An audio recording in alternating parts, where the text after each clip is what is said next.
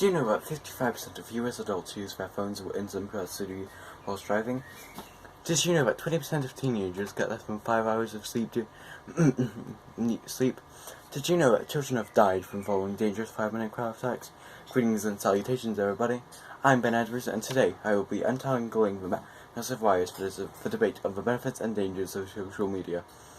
And in this speech to you today, we are looking at the physical and mental impact that the internet can and already has on humankind, as well as the following questions. What are the physical and mental impact of the internet? Is everything we read on the internet always accurate? And finally, the most important question, is the internet safe for children? First off, the physical and mental implications that the internet has vary drastically, but there are some common results that we can use to analyze to come to a conclusion.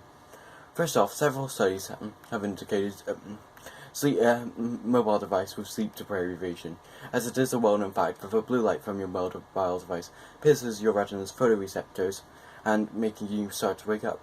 Another factor that we must consider while in this debate is the action of phubbing. Phubbing is an addiction to the phone, and according to studies, we are so addicted to our phones that 55% of US adults use their phones while driving.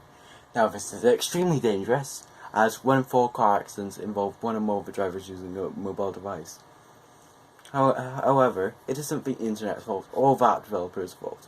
It's our fault for not using common sense. I mean, it's the same reason we don't tell people not to text and drive. For the same reason we don't tell people not to play with sets, because it's common sense to know if you do these things, then you're gonna get hurt.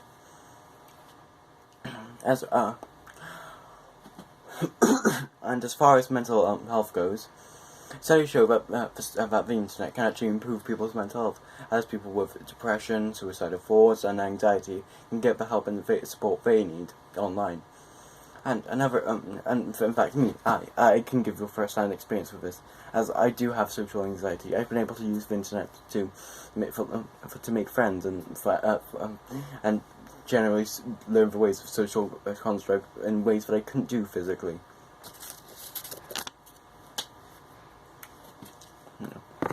Now, people often make up fake news online to get clicks and likes, which eventually brings them money from ad revenue. In fact, studies show that 72% of all internet news is completely fabricated, and people just don't realize. In fact, one of the most famous examples of this is the case study that proved vaccines cause autism, and we all know that's completely false.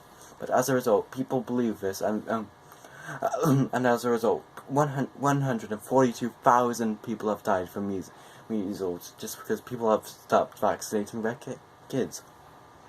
However, it is worth mentioning that not all fake news is bad fake news, as fake news can be used as a source for good, that being in the form of security theatre. Now, security theatre is basically makes people safe when nothing has been done to actually make them safe. A great example would be after 9/11, people were afraid to go on planes because of terrorist actions. Fake news news articles made up studies that how the newly implemented TSA was great at stopping terrorist attacks, even though this couldn't be further from the truth. It's an interesting topic. Look it up after you've done watching my face, obviously. To conclude, to make sure everything you read online is true, make sure to fact check, make sure the results are repeatable, and generally take everything you read online with a grain of salt.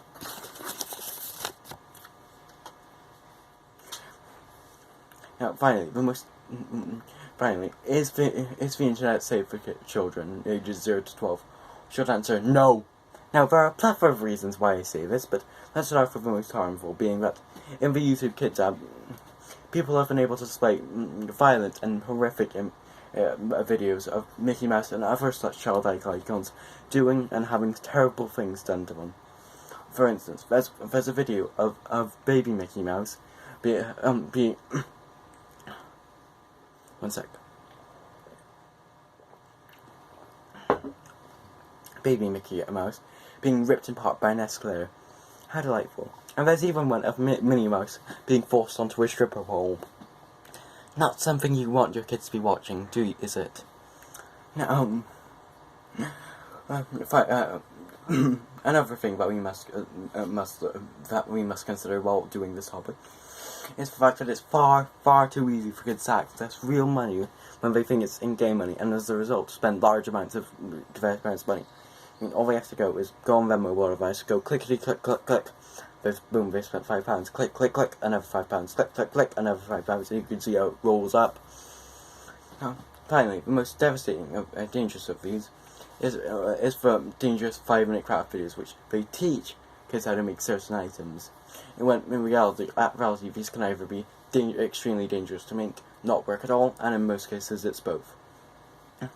One of the best examples of this being that one of the videos displays how to make wonderful, colourful drinks with vodka, encouraging children to drink vodka. How delightful! Another teach kids how to make white strawberries by leaving them in bleach. I do not even have to explain how that's incredibly dangerous. But unfortunately, due to one of these videos, we have got this story.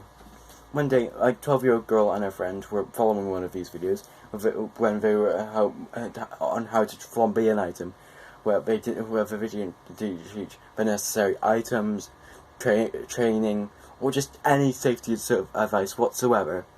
So, unfortunately, what they did is they poured on the alcohol while the flame was still lit, and as you could imagine, the flame up the alcohol, exploding the bottle, killing one of the girls instantly, and leaving the other with scars.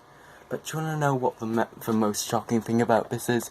YouTube, the platform where all of these videos are on, did absolutely nothing towards this. I mean, because of the reason being, none of the videos violated any of their service agreement.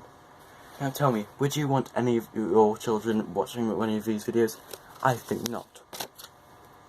To conclude, my research has come to the conclusion that we as a society need to be more aware of the effects that the internet can have. I mean, we've all trusted it blindly and not analysed any of the effects that it could possibly have. I mean, but all we have to do now is to don't trust everything you read online. Monitor your children's online habits, and generally, be aware, be responsible, and be safe. And also, use common sense, please. Common sense. It's not very hard to do. Common sense. Please, use common sense.